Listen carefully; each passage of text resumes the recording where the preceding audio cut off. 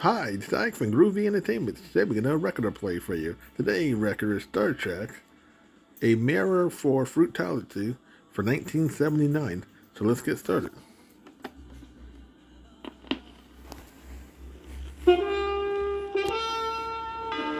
Captain's log, stardate 5470. The Enterprise is on routine patrol on the outer fringes of Federation territory, facing the intergalactic Gulf. We are preparing to terminate the patrol. Nothing unusual has been encountered. Log concluded. Captain, What is it, Mr. Sewell? I'm picking up all kinds of powerful radiation at extreme detector range. What kind of radiations, Lieutenant? I don't know, sir. Some of it's identifiable, and the rest resembles nothing I've ever seen before in my readouts. Check them yourself. Lieutenant Sewell is quite correct, Captain. The concentration of violent energies is extraordinarily intense. It resembles no natural phenomenon. Heading, Mr. Sewell? 308, 6 degrees, 000. Range? Range, Mr. Sewell. Closing, Captain, but the disturbances are so violent, I can't say for certain. 2 centers, possibly more, are involved. Very well. Change course to intercept. Lieutenant Uhura, sound yellow alert. Aye, Captain. Bridge to engineering. Engineering, Scott here, Captain.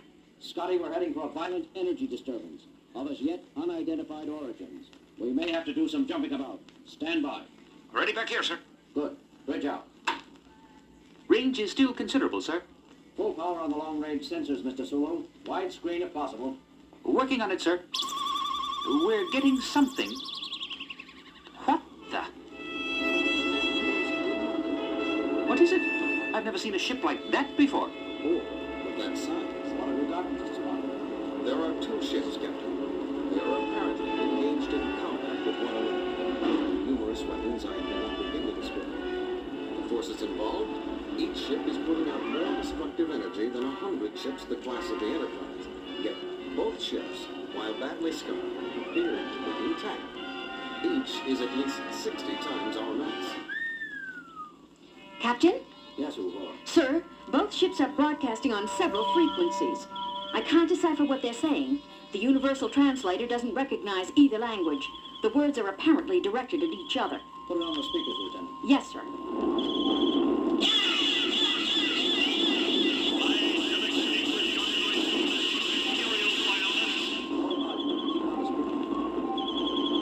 Spock, how are you coming with identification? Nothing in records yet, Captain. Still processing. Intruder, identify thyself. Give me a reply frequency. Ready, Captain. This is Captain James T. Kirk of the USS Enterprise. Who are you? Where do you come from? What dost thou represent? The United Federation of Planets and its allied peoples. I repeat, who are you? I am the Red Worm, 333rd Super Dreadnought of my class, built by the unified Dre peoples. There is nothing in my computer banks of a United Federation. Therefore, I must assume you are a neutral. For God's sake, Jim, confirm that we are neutral. It has been assumed. Didn't you hear? Yes, but I don't want that thing to forget it. It's the biggest warship I ever saw. Except for the one it's fighting, of course. One ship! One ship! Identify yourself immediately! Uhura, did we just do that? This is a different frequency, Captain. The call is coming from the other ship. This is James Kirk of the USS Enterprise, United Federation of Planets. We are neutral. Impossible! I, Renderer of the Next Empire, have declared that all who are not allied with me are friends of the unmentionable Grey peoples! Sorry, but we really are neutral. We have nothing to do with either the Grey peoples, as we call them, or the Next Empire. Civilizations Working with me, Captain. You must listen to me! Or you'll be... I call on you to surrender your... Signals have faded out, Captain. They appear to have forgotten us already. They're fully occupied trying to destroy each other. And I have information on both groups. What is it, Spock? Where are they? They are no longer anywhere, Captain. According to mythological records, both races have been extinct in our galaxy for over 150,000 years. And know thou that I shall fight for another 150,000 or 150 million until the last remaining vestige of the blasphemous Nax are eliminated from existence. Where are your officers? Who am I speaking to? Which member of the crew? Crew! Officers! We of the Next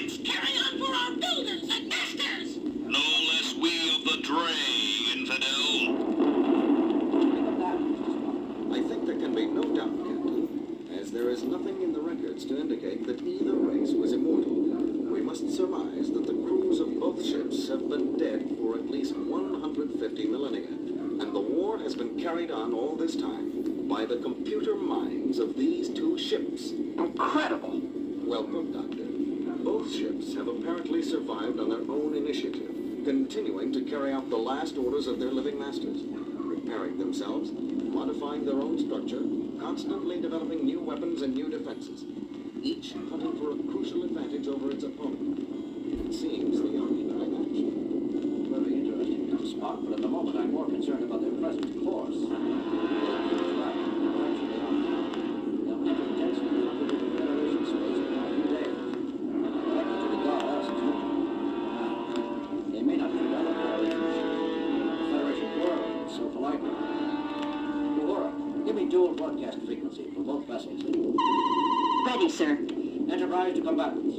Enterprise calling combatants. Listen, you two. You can reduce each other to mesons if you want.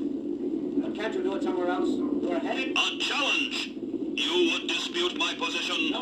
Forget what I said. Spock, what are we going to do? These two are so involved with each other, they've lost the ability to trust anyone else. But we have to turn them somehow. Maybe if we could discover the reason behind the fighting, we could mediate for them, Jim. Did you hear the insults they threw at each other, Bones? After 150,000 years, Doctor, I doubt that either ship knows what the war was originally fought over. That's usually the case with most wars which last more than a few months. Still, we have to do something. Jim, how about taking sides, joining up to help one ship defeat the other? Too risky, Bones. We know nothing of either the Grey Peoples or the Nax Empire. I can't opt for one side blind. Besides, I doubt that the Enterprise will make one bit of difference from either side, considering the kind of energy weapons they're using. I doubt that our phasers and photon torpedoes could so much as irritate either vessel. And it could get the Enterprise blown clear to the Magellanic Clouds. Just the Enterprise, maybe. But suppose we convince them we can call on several thousand ships the size of the Enterprise. A thought, Doctor. Except that we cannot call on several thousand ships. We cannot even call immediately on 3 or 4. True, Spock. But they don't know that. It's worth a try, Bones. Uhura, sound red alert. To the red worm of the Grey Peoples. Unless you change your course, you will soon be set upon by thousands of warships of the United Federation of Peoples and will be destroyed. And Rendera, the Nax Empire. Unless you break off and disengage from this sector, 10,000 cruisers of the UFP will appear to monetize the last remnant of your empire. Sacrilegious interloper! Enemy of its Imperial Majesty, I have been deceived. Captain, both ships are changing course. Mr. Sulu, emergency overdrive. Warp 8. That was close, Captain. They both fired at our former position. With their however, they regard the threat seriously.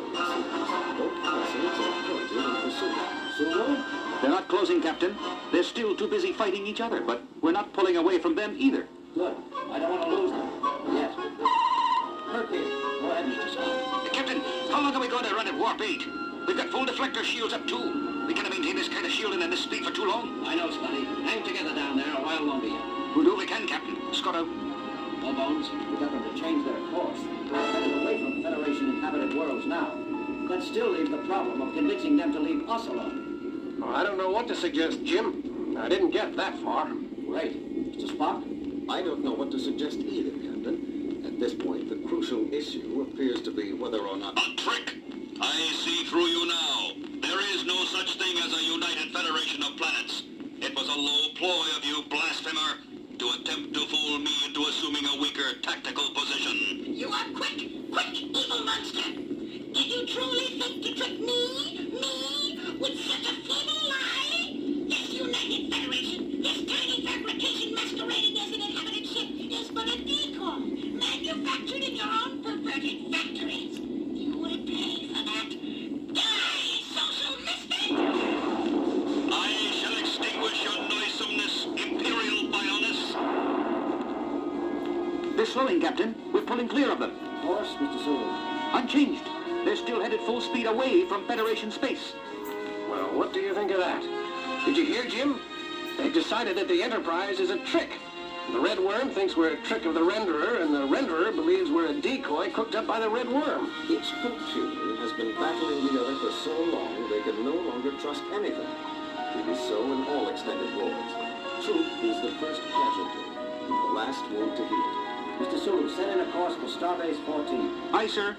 Detectives report both ships still heading out toward the galactic rim. And according to sensors, still fighting with each other as heavily as ever. It is sad, Captain. All that knowledge, all that power, devoted to continuing a war whose cause has long since been forgotten. Sulu, reduce speed to walk back to 5. There's one thing that bothers me, though, Captain. What's that, Lieutenant? What happens if one ship, either the Red Worm or the Renderer, finally does win? Won't it start hunting for someone else to fight? We threatened them both in the name of the Federation. Won't the winner come looking for us? I wouldn't worry, Lieutenant O'Hara. Both vessels have been in a state of constant warfare for 150,000 of our years, without either side gaining a lethal advantage. I think it's safe to say that they will continue to remain evenly matched for another 150,000 years. Let's hope so, Mr. Spock. Let's hope so.